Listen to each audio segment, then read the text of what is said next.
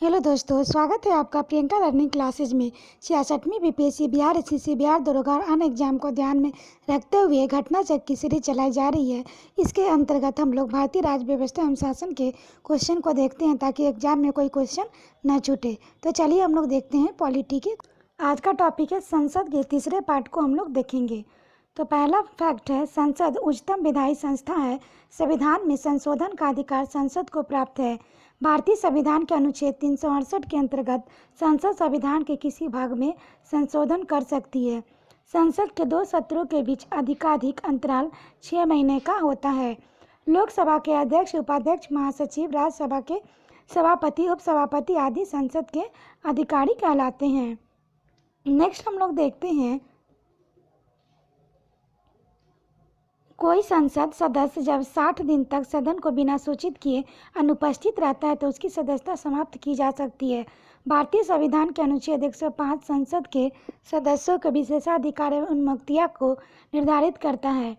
अनुच्छेद 253 के अनुसार अंतर्राष्ट्रीय संधियों को संपूर्ण भारत में या उसके किसी भाग में लागू करने के लिए संसद राज्य सूची को विषय पर कानून बिना किसी राज्य की सहमति से बना सकती है।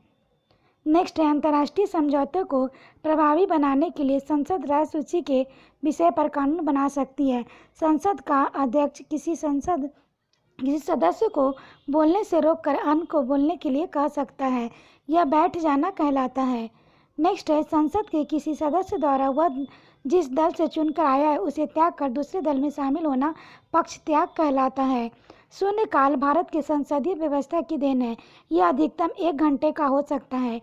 लोकसभा में इसका समय दोपहर 12 बजे से अपराह्न 1 बजे तक होता है। अनुच्छेद 109 के अनुसार धन विधेयक लोकसभा में पुनर्स्थापित किया जाता है, राज्यसभा में नहीं। नेक्स्ट है, कोई विधेयक जिसमें केवल व्यय उल्लेखित है और अनुच्छेद 110 धन विधेयक में विनिष्ट कोई विषय उसमें सम्मिलित नहीं है तो उस संसद के किसी भी सदन में प्रारंभ किया जा सकता है। इसे साधारण विधेयक की तरह पेश किया जाता है। नेक्स्ट है, लोकसभा द्वारा पारित धन विधेयक राज्यसभा द्वारा भी पारित मान लिया जाता है यदि उस पर राज्यसभा द्वारा 14 दिन तक कोई कार्रवाई नहीं की जाती है। लोकसभा द्वारा विचार के लिए भेजे गए धन विधेयक को राज्यसभा 14 दिन तक रोक सकती है। अनुच्छेद 108 के अनुसार संसद के दोनों सदनों को संयुक्त अधिवेशन तब आयोजित किया जाता है जब किसी विधेयक पर विचार करने और उसे पारित करने में दोनों सदनों में मतभेद हो। अनुच्छेद 118(4) के अनुसार लोकसभा का अध्यक्ष संसद के दोनों सदनों की संयुक्त बैठक की अध्यक्षता करता है। संसद के दोनों सदनों की संयुक्त बैठक साधारण विधेयक और वित्त विधेयक के संबंध में होती है। वह अब तक 3 बार दोनों सदनों को संयुक्त बैठक बुलाई जा चुकी है। वर्ष 1961 में प्रथम संयुक्त बैठक दहेज निरोधक विधेयक पर, वर्ष 1978 में द्वितीय संयुक्त बैठक बैंक सेवा आयोग निर्सल विधेयक पर और वर्ष 2002 में तृतीय संयुक्त बैठक पोटा के लिए बुलाई गई थी। नेक्स्ट है, कोई कानूनी विधेयक संसद के दोनों में से किसी एक पटल पर रखा जा सकता है। कोई विधेयक धन विधेयक है या नहीं, इसका निर्णय लोकसभा अध्यक्ष करता है। भारत के लोकहित पर संसद के नियंत्रण के लिए संसद के समक्ष वार्षिक वित्तीय विवरण प्रस्तुत किया जाता है। नेक्स्ट है, भारत की संचित निधि से धन निकालने के लिए विनियोग विधेयक पारित करना पड़ता है। संविधान के अनुच्छेद 116 के अनुसार विनियोग विधेयक के पारित न होने की स्थिति में जब संघ सरकार को धन की आवश्यकता होती है तो लोकसभा के लेखन अनुदान के माध्यम से निश्चित अवधि के लिए भारतीय संचित निधि अग्रिम निधि प्रदान करने की शक्ति प्राप्त है। नेक्स्ट है, प्राक्कलन समिति सबसे बड़ी संसदीय समिति है। इसमें 30 सदस्य होते हैं। भारतीय संसद का सचिवालय सरकार से स्वतंत्र होता है। भारतीय संसद संसदीय समितियों के माध्यम से प्रशासन पर नियंत्रण करती है। अब इससे रिलेटेड हम लोग क्वेश्चन को देखते हैं। तो पहला है, अनुच्छेद 368 के अंतर्गत संसद संविधान के किसी भी भाग में संशोधित कर सकती है। तो कारण, संसद भारत की जनता की निर्वाचित उच्चतम विधायी संस्था है। तो इसका आंसर होगा कथन और कारण दोनों सही है। कथन कारण की सही व्याख्या है। नेक्स्ट क्वेश्चन हम लोग देखते हैं, एक वर्ष में कम से कम कितनी बार संसद की बैठक होना आवश्यक है? तो 2 बार। अनुच्छेद 85(1) के अनुसार संसद के प्रत्येक सदन एक सत्र की अंतिम बैठक और आगामी सत्र की प्रथम बैठक के बीच 6 माह से अधिक का अंतर नहीं होगा। इस प्रकार वर्ष में 2 बार बैठक होना अनिवार्य है। नेक्स्ट है, संसद के 2 सत्रों के बीच अधाधिकार अंतराल होना चाहिए, तो 6 महीने का। नेक्स्ट है, नीचे दी गई सारणी पर ध्यान दीजिए, तो इसका आंसर होगा राज्यसभा में 250 से अनाधिक सदस्य, तो लोकसभा में 552 से अनाधिक 12 नाम निर्देशित और 238 अनाधिक राज्यों और संघ राज्य क्षेत्रों का प्रतिनिधित्व, और इसमें लोकसभा में 552 अनाधिक सदस्य और 530 से अनाधिक राज्यों के प्रतिनिधि और 2 से अधिकाधिक नाम निर्देशित एंग्लो इंडियनता था। तो इसका आंसर होगा सी, संघ राज्य क्षेत्र के 20 से अधिक प्रतिनिधि। इसकी व्याख्या है, प्रश्नकाल में लोकसभा के 552 अनाधिक सदस्यों में से 530 अनाधिक राज्यों के प्रतिनिधि, 20 से अनाधिक संघ राज्य क्षेत्रों के प्रतिनिधि, अनुच्छेद 81 और 2 के अनाधिक आंग्ल भारतीय हो सकते थे। अनुच्छेद 331 संविधान 104वां संविधान संशोधन अधिनियम 2019 द्वारा अनुच्छेद 334 के संशोधन द्वारा लोकसभा और राज्यों के विधानसभा में आंग्ल भारतीय समुदाय के प्रतिनिधि को नामित करने और प्रावधान को पूर्व निर्धारित समय सीमा 25 जनवरी 2020 से आगे न बढ़ाने का प्रस्ताव है। नेक्स्ट है, भारतीय संविधान के अनुच्छेद 87 के अंतर्गत भारत का राष्ट्रपति अभिभाषण देता है, तो एक साथ समवेत संसद के दोनों सदनों में।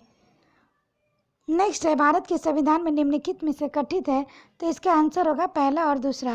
राष्ट्रपति संसद के किसी भी सदन का सदस्य नहीं होगा। संसद राष्ट्रपति 2 सदनों से मिलकर बनेगी। नेक्स्ट है, राष्ट्रपति तो संसद का हिस्सा होता है। भारतीय संसद बनती है तो लोकसभा, राज्यसभा और राष्ट्रपति से। नेक्स्ट है, भारत के संसद मिलकर निर्मित होती है, तो ये होगा राष्ट्रपति और राज्यसभा और लोकसभा से। नेक्स्ट है, भारतीय संसद में निम्नलिखित में से कौन शामिल है, तो होगा राष्ट्रपति और दोनों सदन। नेक्स्ट है, निम्नांकित पर विचार कीजिए और भारतीय संसद के सही गठन को चिन्हित कीजिए, तो राष्ट्रपति, राज्यसभा और लोकसभा होगा। नेक्स्ट है, भारतीय संसद के निम्न में से कौन सम्मिलित है, तो राष्ट्रपति, लोकसभा और राज्यसभा सम्मिलित है। नेक्स्ट है, भारतीय संसद के घटक है, तो ये राष्ट्रपति, लोकसभा और राज्यसभा। नेक्स्ट है, निम्नलिखित में से कौन संसद का अन्य भाग नहीं है, तो उपराष्ट्रपति नहीं है। इसकी व्याख्या हम लोग देखिए, भारत के संविधान के भाग 5 के अनुच्छेद 79 में उपबंधित है कि संघ के लिए एक संसद होगी जो राष्ट्रपति, राज्यसभा और लोकसभा से मिलकर बनेगी। नेक्स्ट है, संसद के अधिकारों में सम्मिलित है, तो सभी चारों अध्यक्ष लोकसभा, उपाध्यक्ष लोकसभा, महासचिव लोकसभा, अध्यक्ष राज्यसभा। इसकी व्याख्या है, संविधान के अनुसार संसद के अधिकारी सम्मिलित है, राज्यसभा का सभापति, उपसभापति 89, लोकसभा का अध्यक्ष एवं उपाध्यक्ष 93, संसद का सचिवालय अनुच्छेद 98 इस प्रकार अपशिष्ट विकल्प डी होगा। नेक्स्ट देखते हैं, संसद विधानसभा के किसी सदस्य की सदस्यता तब समाप्त की जा सकती है जब वह बिना सदन को सूचित किए अनुपस्थित रहता है, तो 60 दिन। इसकी व्याख्या अनुच्छेद 104 के अनुसार संसद अनुच्छेद 190(4) के अनुसार राज्य विधानमंडल की किसी सदस्य की सदस्यता तब समाप्त की जा सकती है जब वह 60 दिन की अवधि तक सदन की अनुज्ञा के बिना सभी अधिवेशनों में अनुपस्थित रहता है, परंतु 60 दिन तक उक्त अवधि की गणना में किसी ऐसी अवधि की हिसाब नहीं ले जाएगा जिसके दौरान सदन सत्राभिष्ट और नियंत्रण 4 से अधिक दिनों तक स्थगित रहता है। नेक्स्ट है, बिना अनुमति के कितने दिन संसद के अनुपस्थित रहने के किसी सांसद के अयोग्य घोषित किया जा सकता है, तो 60 दिन। नेक्स्ट है, सर्वप्रथम एक सांसद विधायक को इस आधार पर सदस्यता के अयोग्य घोषित किया गया कि वह सदन की अनुमति के बिना उसकी 60 लगातार बैठकों में अनुपस्थित रहा, तो राज्यसभा। इसका व्याख्या है, सर्वप्रथम दिसंबर 2000 में पंजाब के निर्दलीय राज्यसभा सांसद वरजिंदर सिंह हमदर्द को इस आधार पर सदस्यता से अयोग्य घोषित किया गया था। वह सदन की अनुमति बिना लगातार 60 बैठकों में अनुपस्थित रहे थे। नेक्स्ट है, निम्नलिखित में से कौन सा एक प्रावधान भारतीय संविधान के अंतर्गत संसद के सदस्यों के विशेषाधिकारों और उन्मुक्तों को निर्धारित करता है, तो अनुच्छेद 105। इसकी व्याख्या है भारतीय संविधान का अनुच्छेद 105 संसद के सदनों और उसके सदस्यों को समितियों की शक्ति और विशेषाधिकार उन्मुक्तियों को निर्धारित करता है। नेक्स्ट है, निम्नलिखित कथनों पर विचार कीजिए। तो पहला होगा संसद निहरता निवारण अधिनियम 1969 के इकाई पद को लाभ का पद के आधार पर निहरता से छूट देता है। दूसरा, उपयुक्त अधिनियम 5 बार संशोधित किया गया था। तीसरा, शब्द लाभ का पद भारत के संविधान में भली भांति परिभाषित किया गया है। तो पहला और दूसरा होगा। नेक्स्ट है, किसी मंत्री के विरुद्ध विशेषाधिकार प्रस्ताव उठाया जा सकता है जब वह किसी मामले के तथ्यों को रोकता है और तथ्यों को बिगाड़ा हुआ वर्णन देता है। नेक्स्ट हम लोग देखते हैं, निम्नलिखित में से कौन संसद सदस्यों की सामूहिक विशेषाधिकार नहीं है। तो साक्षी के रूप में उपस्थिति से स्वतंत्रता। इसकी व्याख्या हम लोग देखें, संसदीय विशेषाधिकार संसद दोनों सदनों और उसकी समितियों तथा सदस्यों को प्राप्त विशिष्ट अधिकार उन्मुक्तियों व छूट से होते हैं। इन विशेषाधिकारों को दो वर्गों में बांटा जा सकता है। पहला, वे जो संसद के प्रत्येक सदन द्वारा सामूहिक रूप से प्रयोग किए जाते हैं। दूसरा, वे व्यक्तिगत रूप से संसद सदस्यों द्वारा उपयोग होते हैं। संसद के प्रत्येक सदन द्वारा सामूहिक रूप से प्रयोग किए जाने वाले विशेषाधिकार निम्न है। पहला, अपनी बहस और कार्यवाही के प्रकाशन को रोकने का विशेषाधिकार। दूसरा, सदन से अपरिचितों को बाहर रखने और तथा विशिष्ट विषयों पर चर्चा हेतु गुप्त बैठक करने की विशेषाधिकार। तीसरा, अपनी स्वयं की प्रक्रिया व आंतरिक विषयों का व्यवसाय से संचालन तथा उन्हें विनियमित करने का विशेषाधिकार। चौथा, संसद सदन के सदस्य और साथ ही बाहरी व्यक्तियों को भी भर्त्सना, चेतावनी या निलंबन, सदस्य हेतु निश्चित अवधि हेतु कारावास के सदन की अवमानना हेतु दंडित देने का विशेषाधिकार। नेक्स्ट है, किसी सदस्य की गिरफ्तारी, निरोध, सजा, कारावास और रिहाई की तत्काल सूचना प्राप्त करने का विशेषाधिकार।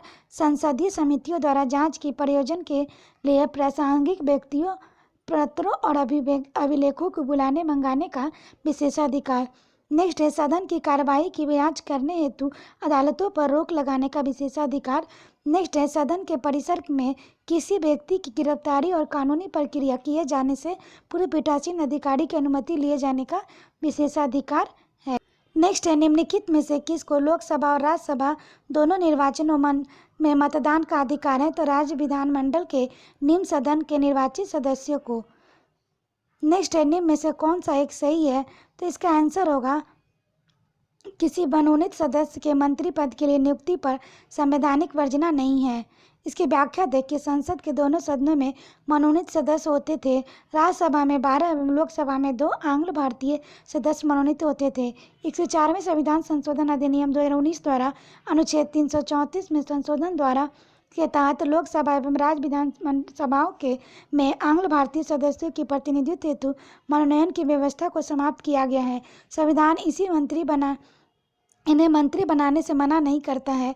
अनुच्छेद 75 के खंड 5 में उपबंधित कोई मंत्री जो निरंतर 6 माह से किसी अवधि तक संसद के किसी सदन का सदस्य नहीं है, उस अवधि की समाप्ति पर मंत्री नहीं रहेगा। अर्थात किसी व्यक्ति को मंत्री बनाया जा सकता है, परंतु उसे 6 माह के भीतर संसद के किसी सदन का सदस्य बनाना आवश्यक है, और यदि वह संसद सदस्य नहीं बन पाता तो वह मंत्री नहीं रहेगा। साथ ही यह भी एक तथ्य है कि मनोनीत सदस्य राष्ट्रपति के चुनाव मत नहीं दे सकते, जबकि उपराष्ट्रपति चुनाव मत में देते हैं। नेक्स्ट है, संसद राज्य सूची के विषय में संबंध में कानून बना सकती है तो यदि राज्यसभा ऐसा संकल्पित पारित करती है। इसकी व्याख्या देखिए, संविधान के अनुच्छेद 249 के तहत यदि राज्यसभा उपस्थित मत देने वाले सदस्यों में 2/3 बहुमत से ऐसा प्रस्ताव पारित करे कि राष्ट्रपति के हित में राज्य सूची के किसी विषय पर संसद द्वारा कानून बनाना आवश्यक है, तो संसद उस विषय पर कानून बना सकती है।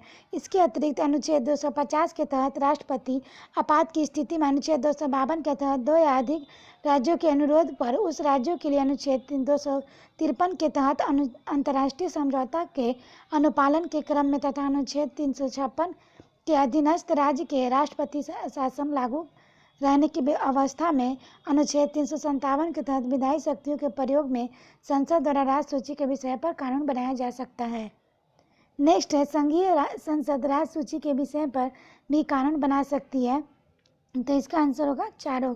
अंतर्राष्ट्रीय समझौतों को प्रभावी बनाने के लिए संबंधित राज्यों की सहमति से राज्य के राष्ट्रपति शासन लागू की अवस्था में राष्ट्रीय हित में जब राज्यसभा 2/3 बहुमत से होकर हेतु प्रस्ताव पारित करे। नेक्स्ट है, भारतीय संविधान के किस अनुच्छेद के अंतर्गत अंतर्राष्ट्रीय समझौतों को प्रभावी बनाने हेतु संसद राज्य सूची के विषय पर कानून बना सकती है? तो अनुच्छेद 253। नेक्स्ट है, भारतीय संसद राज्य सूची के विषय पर विधान नहीं कर सकती जब तक, तो इसका आंसर होगा राज्यसभा प्रस्ताव पारित करे कि ऐसा करना राष्ट्रीय हित में आवश्यक है और राष्ट्रीय आपातकाल लागू हो तब। नेक्स्ट है, अंतर्राष्ट्रीय संधियों को भारत के किसी भाग और संपूर्ण भारत लागू करने के लिए संसद कोई भी कानून बना सकती है, तो बिना किसी राज्य की सहमति से। नेक्स्ट है, संविधान की विषय सूचियों के लिए दिए गए विषयों के अतिरिक्त विषयों पर कौन कानून बना सकता है? तो संसद। इसकी व्याख्या है, भारतीय संविधान का अनुच्छेद 248 संसद की अवशिष्ट विधायी शक्ति के बारे में प्रावधान करता है। इसके अनुसार संसद को किसी ऐसे विषय के संबंध में जो समवर्ती सूची या राज्य सूची में प्रगणित नहीं है, विधि बनाने की अनन्य शक्ति प्राप्त है। नेक्स्ट है, निम्नलिखित में से कौन सा कथन सही है? तो इसमें इसका व्याख्या हम लोग देख लेते हैं। तत्कालिक प्रावधानों के अनुसार लोकसभा का निर्वाचन कोई प्रत्याशी भारत किसी भी राज्य से लड़ सकता है, पर राज्यसभा का प्रत्याशी समानतः वहीं का होना चाहिए जहां से वह प्रत्याशी बन रहा है। नोट है, 6 अप्रैल 2003 को जनजातीय प्रतिनिधित्व अधिनियम 1951 के संशोधन किया गया है। अब कोई भी व्यक्ति राज्यसभा के लिए कहीं से चुनाव लड़ सकता है, चाहे वह किसी राज्य के निवासी हो। नेक्स्ट है, निम्न क्रियाविधियों में से कौन सी ऐसी धन विधेयक को अंगीकार करा लेगी जो एक बार लोकसभा द्वारा पारित किया जा चुका हो किंतु राज्यसभा द्वारा संशोधित किया गया हो? तो यह पारित समझा जाएगा यदि लोकसभा इसे दोबारा संशोधन स्वीकार करते हुए पास कर दे। अनुच्छेद 109 के अनुसार धन विधेयक के संदर्भ में लोकसभा के अधिक विशिष्ट अधिकार प्राप्त है और राज्यसभा का अधिकार सीमित है। अतः राज्यसभा के लोकसभा द्वारा पारित धन विधेयक को कोई संशोधन किया है तो लोकसभा इसे स्वीकार करते हुए पारित कर सकती है। नेक्स्ट है, अध्यक्ष संसद के किसी भी सदस्य को बोलने से रोक सकता है और अन्य किसी सदस्य को बोलने दे सकता है। यह घटना कहलाती है बैठ जाना। इसकी व्याख्या देखिए, मर्यादा विनम्र और स्वीकार व्यवहार बनाए रखना। पक्ष त्याग, संसद किसी सदस्य द्वारा वह जिस दल से चुनकर आया है उसका त्याग कर दूसरे दल में शामिल होना पक्ष त्याग कहलाता है। अंतर्प्रदन, किसी सरकारी अधिकारी से किसी नीति या कार्य में विवरण की मांग हेतु संसदीय प्रक्रिया अंतर्प्रदन कहलाती है। बैठ जाना, अध्यक्ष किसी भी सदस्य को बोलने से रोककर अन्य को बोलने के लिए कह सकता है। नेक्स्ट है, शून्यकाल संसदीय व्यवस्था को किस देश की देन है? तो ये है भारत की। इसकी व्याख्या देखिए, शून्यकाल विशिष्ट भारतीय संसदीय व्यवहार है। लोकसभा में प्रश्नकाल के बाद समय शून्यकाल का कहा जाता है जिसकी अवधि अधिकतम 1 घंटा हो सकती है, जिसे 0 आवर भी कहा जाता है। यदि सामान्यतः दोपहर 12 से 1 बजे तक का समय होता है। संसदीय प्रक्रिया में शून्यकाल का शब्द औपचारिक मान्यता नहीं प्राप्त है। शून्यकाल में किसी मामले को उठाने के लिए सदस्य प्रतिदिन पूर्वाह्न 10 बजे से पूर्व अध्यक्ष को सूचना देते हैं। किसी मामले को उठाए या न उठाने की अनुमति के मामले में क्रम का निर्णय अध्यक्ष पर निर्भर करता है। वर्तमान में शून्यकाल के दौरान लोकसभा में 20 मामले उठाए जाने की अनुमति है, जबकि राज्यसभा में 7 से अधिक मामले नहीं उठाए जा सकते। इस दौरान सदन की कोई सदस्य अत्यंत महत्वपूर्ण विषय से संबंधित प्रश्न मंत्रियों से पूछ सकता है और उत्तर देने को कह सकता है।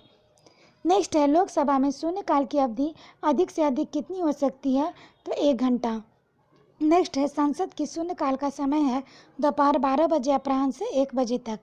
नेक्स्ट है, राजनीतिक शताब्दी में शून्यकाल का अर्थ है प्रश्न उत्तर सत्र। निम्नलिखित में से कौन सा कथन सही है? तो धन विधेयक लोकसभा में पुनः स्थापित किया जाता है। इसकी व्याख्या है, संविधान के अनुच्छेद 109(1) के अनुसार धन विधेयक राज्यसभा में पुनः स्थापित नहीं किया जा सकता है। धन विधेयक लोकसभा में पुनः स्थापित किया जाता है। धन विधेयक लोकसभा द्वारा पारित किए जाने के पश्चात राज्यसभा को उसकी सिफारिशों के लिए प्रोत्साहित किया जाता है, जिसे राज्यसभा अधिकतम 14 दिन के लिए रोक सकती है। नेक्स्ट है, निम्नलिखित में से कौन सा कथन सही है? तो धन विधेयक लोकसभा में प्रस्तुत होता है। नेक्स्ट है, धन विधेयक कहाँ पुनर्स्थापित किया जाता है? तो लोकसभा में। नेक्स्ट है लोकसभा द्वारा पारित धन विधेयक राज्यसभा द्वारा भी पारित मान लिया जाएगा यदि राज्यसभा द्वारा उस पर कोई कार्रवाई नहीं की जाती है तो 14 दिनों तक नहीं की जाती। नेक्स्ट है अगर कोई धन विधेयक लोकसभा द्वारा स्वीकृत हो जाए तो वह राज्यसभा इसे अधिक से अधिक रोक सकती है तो 14 दिनों तक। नेक्स्ट है लोकसभा द्वारा विचारार्थ भेजे गए वित्त विधेयक को राज्यसभा अधिकतम इतने समय में रोक सकती है तो 14 दिन के लिए। नेक्स्ट है राज्यसभा में धन विधेयक प्राप्त होने के लिए कितने दिनों के अंदर इसे लोकसभा में वापस किया जाना चाहिए तो 14 दिनों के अंदर। नेक्स्ट है जब संसद के दोनों सदनों की संयुक्त बैठक में कोई विधेयक निर्दिष्ट रेफर किया जाता है तो इससे किसको पारित किया जाना होता है तो उपस्थित और तथा मत देने वाले सदस्यों का साधारण बहुमत। इसकी व्याख्या है यदि दोनों सदनों की संयुक्त बैठक 108 में कोई विधेयक संशोधित सहित दोनों सदनों में उपस्थित और मत देने वाले सदस्यों की कुल संख्या के साधारण बहुमत से पारित हो जाता है तो इसे दोनों सदनों द्वारा पारित समझा जाता है। ज्ञात हो कि अनुच्छेद 108 के तहत संयुक्त बैठक की प्रक्रिया समान विधेयक तक ही सीमित है, संविधान संशोधन हेतु यह लागू नहीं होती है।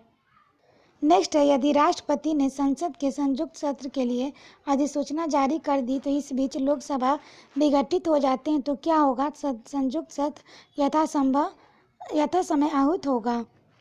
नेक्स्ट है हम लोग इसकी व्याख्या देखें। भारतीय संविधान के अनुच्छेद 108(5) में वर्णित है कि यदि राष्ट्रपति ने सदन की संयुक्त बैठक आहूत करने के लिए अपने आशय की सूचना दे दी है और उसके पश्चात लोकसभा का विघटन हो गया है तो संयुक्त बैठक हो सकेगी, विधेयक व्यापक नहीं होगा और उसे पारित किया जा सकेगा। नेक्स्ट है निम्नलिखित में से कौन संसद के दोनों सदनों की संयुक्त बैठक की अध्यक्षता करेगा तो लोकसभा अध्यक्ष। इसकी व्याख्या है भारतीय संविधान के अनुच्छेद 118(4) के अनुसार सदन के दोनों सदनों की संयुक्त बैठक की अध्यक्षता लोकसभा अध्यक्ष करता है। लोकसभा अध्यक्ष की अनुपस्थिति के संदर्भ में अनुच्छेद 118(3) के अंतर्गत राष्ट्रपति द्वारा कुछ नियम बनाए गए हैं। अध्यक्ष की अनुपस्थिति में संयुक्त बैठक में लोकसभा का उपाध्यक्ष पीठासीन होगा। यदि वह भी अनुपस्थित है तो राज्यसभा का उपसभापति अध्यक्षता करेगा। यदि वह भी अनुपस्थित है तो ऐसा व्यक्ति पीठासीन होगा जो बैठक की उपस्थित सदस्यों में तय किया जाए। नेक्स्ट है संसद के दोनों सदनों को संयुक्त अधिवेशन की अध्यक्षता कौन करता है तो स्पीकर। नेक्स्ट है निम्नलिखित में से कौन लोकसभा तथा राज्यसभा के संयुक्त अधिवेशन में सभापतित्व करता है तो स्पीकर करता है। नेक्स्ट है भारतीय संसद के दोनों सदनों की संयुक्त बैठक की अध्यक्षता करते हैं तो जगह लोकसभा के अध्यक्ष। नेक्स्ट है निम्नलिखित में से कौन संसद के संयुक्त सत्र की अध्यक्षता करने हेतु अधिकृत है तो लोकसभा के अध्यक्ष।